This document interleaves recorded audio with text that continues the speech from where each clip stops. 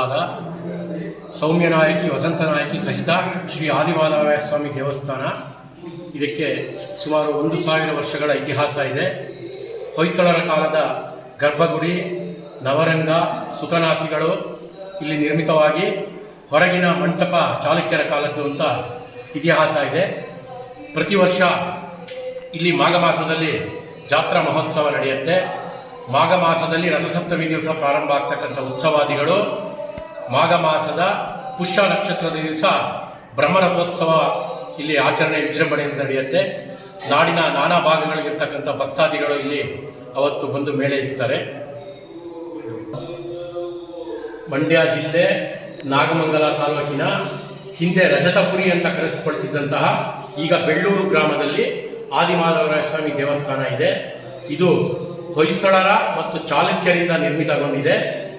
ಈ ಪ್ರಸ್ತುತ ಈ ದೇವಸ್ಥಾನದ ಅನೇಕ ಕಾಮಗಾರಿಗಳು ನಡೀತಾ ಇದ್ದು ವಿಗ್ರಹವನ್ನು ಸ್ಥಳಾಂತರ ಮಾಡಲಾಗಿದೆ. ಇನ್ನು ಕೆಲವೇ ದಿವಸಗಳಲ್ಲಿ ಮುಂದೆ ಒಂದು 3-4 ತಿಂಗಳ ನಂತರದಲ್ಲಿ ಮತ್ತೆ ಸ್ವಾಮಿಯನ್ನ ಪುನರ್ ಪ್ರತಿಷ್ಠಾಪನೆ ಮಾಡತಕ್ಕಂತಹ ಕಾರ್ಯಕ್ರಮ ಇದೆ. ಈ ದಿನ ಎಂದಿನಂತೆ ಮಾಘ ಮಾಸದ ಪುಷ್ಯ ನಕ್ಷತ್ರದ ದಿವಸ ಬ್ರಹ್ಮರಥೋತ್ಸವ ನಡೀತಾ ಇದೆ. BC ರವಿಕುಮಾರ್.